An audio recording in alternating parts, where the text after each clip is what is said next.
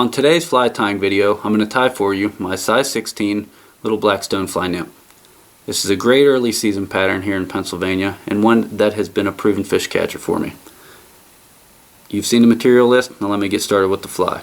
I'm going to start by taking my hook and pinching down the barb. Take my bead, and we're going to pop it around the curve of this hook. And there we go. We're going to put the hook in the vise, and I'm going to take my bead and I'm going to stick it to the back part of that hook. Next I'm going to thread the front part of this hook just far enough so I can tie in my antennas, which are going to be goose biots. That's plenty far there. Cut off my excess thread. I'm going to get my goose biots. I'm going to cut off two. Cut off a pair. I'm going to take those. I prefer to tie in on the top of the hook, and I prefer to tie in one at a time. So I'm going to take the first one, and this is going to be the one that I tie in opposite side of me, pointing opposite direction of me, pointing this way. Just going to give it a couple wraps. Make sure it's on the top of the hook. A couple good wraps to get it started. Next I'm going to take my other biot, and I'm going to place it crisscrossed on the hook. Make sure the length is approximately the same. And once again I'm going to give it a couple good wraps. Couple wraps back. One thing you don't want to do is you don't want to over wrap this part, because that little bead needs to come back over the top and back towards the eye of the hook. So at this point I'm going to take my goose biots, I'm going to cut off my excess.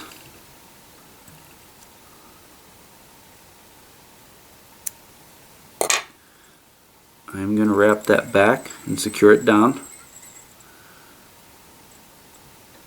I will whip finish that off right there without adding too much thread to that hook so that we can get that bead back over. And that's plenty. Cut that off, take our bead, push that back up over towards the front, the eye of the hook, and there you go. You have the front of that fly. And that's looking really good. Next step, we're going to start up with the thread again and thread the rest of the hook the whole way back. When you get close to the end here, I like to cheat a little bit and take these long curved hooks like this, point them down, and continue to thread that hook back just a little bit further. Cut my thread off, and we are ready to tie in our tail, which is going to be once again goose biots. I'll cut them off. Once again, I'll tie in one at a time to the top of the hook. I'll get my first one tied, pointed out away from me. It's a little longer than what I would like. Give it a couple wraps on the hook. This looks good. I'll take my next biot and I'll do the same. I'll put it on top. The only difference is I'm going to be pointing this one opposite side of the hook, as you can see. Move it back over, shorten it up just a little bit. That length looks good. Give that a couple wraps down. I'll tie those ends down, and what I'm going to do is I'm going to work that back, and when I do that I will take my finger, I will hold those down and work my tying thread back to where I ended up on my actual hook, where I threaded my hook. Take a quick look under there. It needs to go just a little further back. And that looks really good right there. Come back forward with that.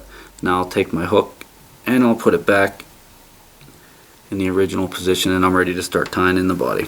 I'll take my ultra wire, I'm going to lay it right on the top of the hook, and that's where I'll start tying it in. Get it tied down there. I'll bring it back. I'm going to bring that wire back and get my wraps to end up right to where I finished tying in my goose biots. Bring that back forward, and now we're ready to start wrapping this body forward. Bring it around, tighten it up a little bit. And as you bring those wraps around, just keep one tight to the next. This is going to create a nice body. It's going to add some weight to the fly, and also this gives it a natural ribbing look, which you'll see here shortly. Bring them around.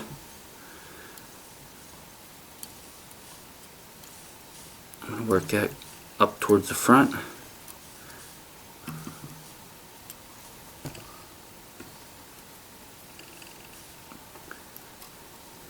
Get a nice point to tie it off, which is right about here is where I'm going to want my thorax to go to.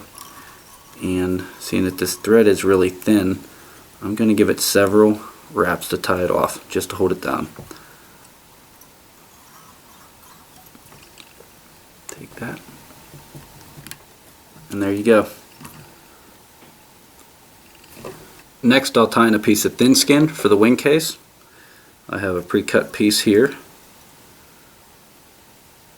Tied into the top of the hook, and I'm going to stop this right about where I want my thorax to end.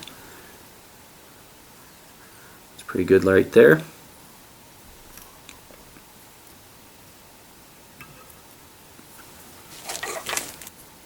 At this point I'm dubbing in a very thin start to my thorax.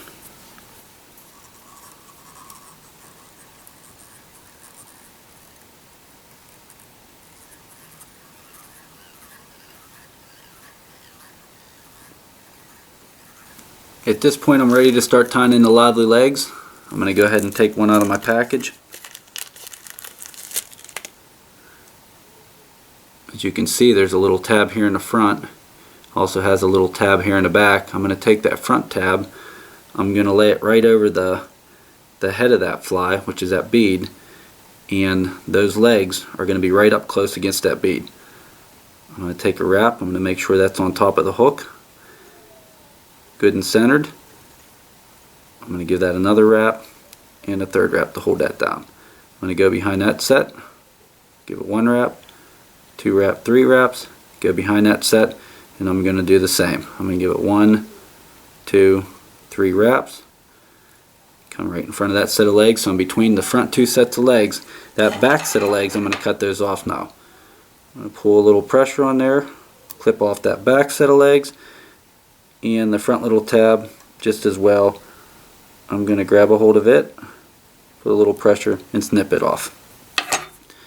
Now we are ready to start dubbing the thorax, finishing up on the dubbing. Little wax on my thread. And I've already built my thorax up a little bit, so I don't have to go too heavy on my dubbing here. Just going to get enough dubbing, and I'm going to do my first wing case. I failed to mention this is going to have 2 wing cases as well, which adds a lot of nice look to the fly. Couple wraps in the middle. I'm going to go behind that second set of legs, give myself a couple wraps, come back to the middle, finish off that dubbing. I'm going to pull that wing case over the top. Make sure it's centered. I'm going to give 1 wrap. I'm going to pull that wing case back, and I'm going to give it another wrap. Ready to put a little more dubbing on the hook and do my second wing case.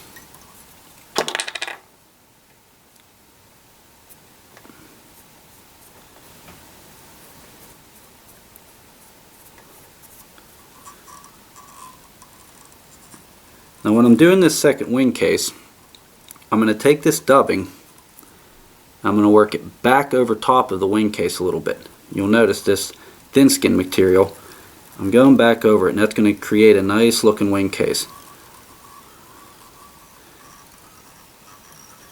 So when I pull it over now, you will definitely see a double wing case, and it won't look real rounded off. It's going to have a nice solid look to that wing case.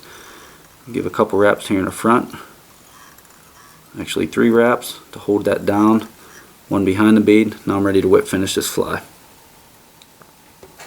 Take my whip finishing tool, pull back my thin skin. A lot of people would cut it off at this point, and I'm going to do a nice 3 or 4 whip finish with that good and tight. Cut off my tying thread, cut off my thin skin for my wing case material, and there you have it. That is my version of the black stonefly. Let me grab it out of here. Here's another look at the finished fly, and in this look you can see the double wing case. And what made this wing case easy to tie is the lively legs. All you do is go between each set of legs, and like I said before, you need to take that tying thread back over the wing case and pull it over, and that really gives it that appearance of a wing case.